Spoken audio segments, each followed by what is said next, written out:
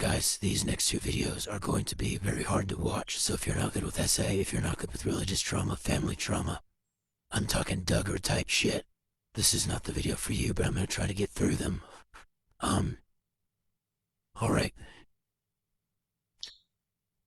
So, spring break hits and I'm 21. I'm still giving a lot of money to my grandparents, and they're saying, oh, you owe us $400 a month for your insurance and things like that. I'm on Medicare, Medicaid at the time. But again, I'm not smart enough to know. Well, spring break hits, and they only have a certain amount of room in the dorms for people, okay, who can't go away during that time. And people had booked rooms in advance all over the city, so we had literally nowhere to go, my best friend and me. I think my grandparents knew that we were together, but I think they were just happy that I had somebody else instead of just clinging on to them, because they realized very quickly that I was very dependent. They had made me very dependent. And my grandparents say, you know what, we have this condo in Branson, this timeshare. You could go there for a week, but it will be the only time that we allow you to use our property because we don't trust you people. And by you people, she meant gays. I don't know what she thought we were doing in there, but I said okay. And I thanked them very much for that, because I was never allowed to use the condos. I was never allowed any of that. Even though my name's on the lease. So, my granddad came and got us, because again, it was going to be something like $1,200 for each of us for the week of spring break to stay on campus. So,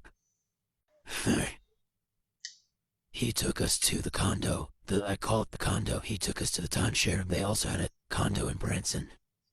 And, I want to give you a little bit. Up until that point, I have been having constant bleeding, like I'm having 15, 16 periods a year. I'm vomiting all the time. I can't really walk good because I have bursitis. I can't breathe because they said I have COPD. All of these problems, but nobody will talk to me. No doctor will talk to me, right? They're like, you're too young for all this crap. It's probably just hormones. Because when you're young and you're a woman and you're in the South, it's always hormones. It's never a legitimate concern. I'm bleeding. Yeah, well, don't eat such spicy foods. Okay, that makes sense. So, my best friend goes into the condo, and my granddad holds me up and says, okay, I gotta talk to you. These are never good talks. Again, he looks exactly like Anthony Hopkins in Silence of the Lambs, but he's always very make eye contact with me and respect me. But he won't look at me this time. And I was like, oh no, what's wrong? Is mom sick? Because that would be the worst thing, because at this point, I'm still thinking my grandmother is my only savior, the only one I can ever count on. And he says, okay, so you've been having a lot of physical problems, you know, you've been going to the doctors a lot and stuff like that. You got liver trouble, bladder trouble, and all this, right? Okay. I might as well just tell you, you know your mom. Okay, you know your two younger brothers. Yeah, the twins. Okay,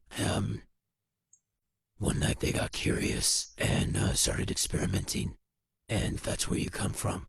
And we don't know which one is which, because, you know, the twins are identical. So we're never going to know. Okay, so, yeah. You're getting old enough to hear it, so I might as well just tell you. If somebody needs an organ or a kidney, don't give it to them.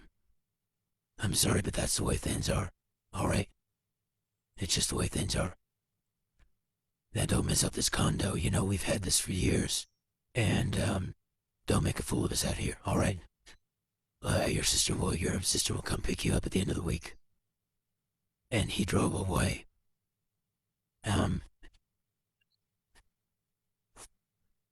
Hearing that your mom and her two younger brothers got curious and experimented. I don't know what you know about genetics, but it doesn't spell anything good for me. Like all of my life, I've heard the number 42 in my head. My entire life, I've gone, I'm not gonna live past 42. There's something wrong with me. There's something horribly wrong, and it's always 42. And it's been that way since I was 5 years old. 5 years old. And I was like, oh my God, what if it's true? You know, what if I'm falling apart? And then I get the rage because I'm like, you told me that you locked my mother in her room downstairs in that house in Harrison. You told me that me being born ruined the entire family.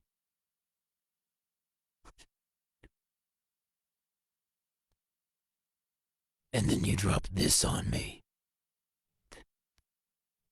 That the two men, that my one brother, slash dad, you can only say that in Arkansas, was psychotic as can be. And when I say psychotic, like he came out of the military with epilepsy. I was there. They were doing a training day on his graduation, and he was the enemy sniper.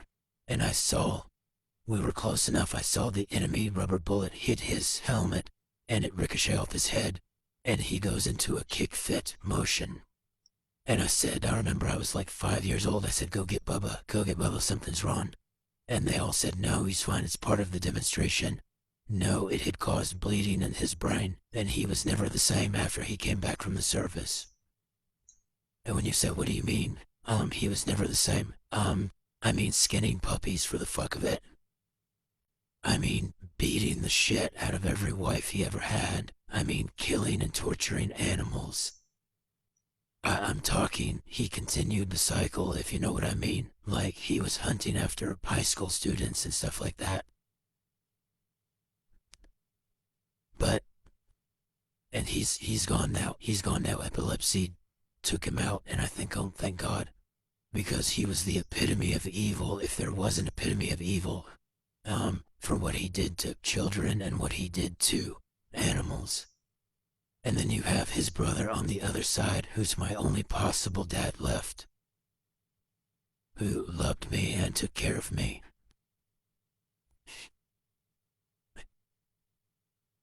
And I think, why didn't anybody tell me? For one, I hate mirrors and face dysmorphia.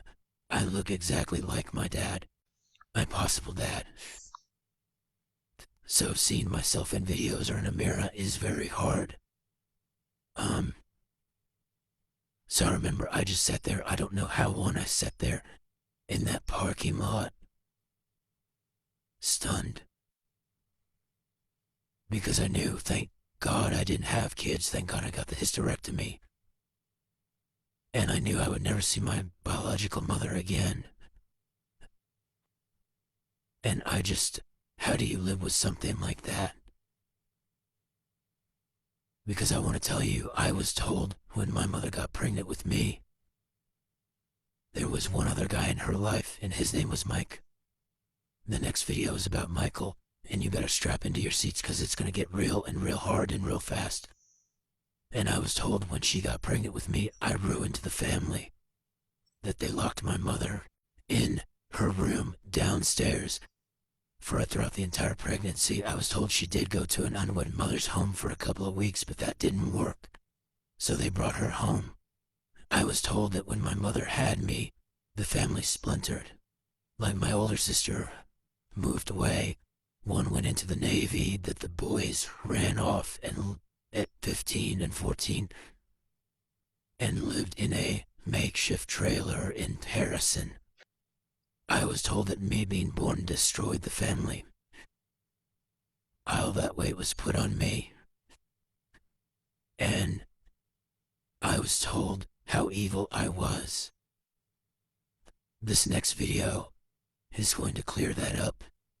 And I have to get it done, because if I die, if something happens to me, that's the story that needs to be told. So please stay with me, and thank you.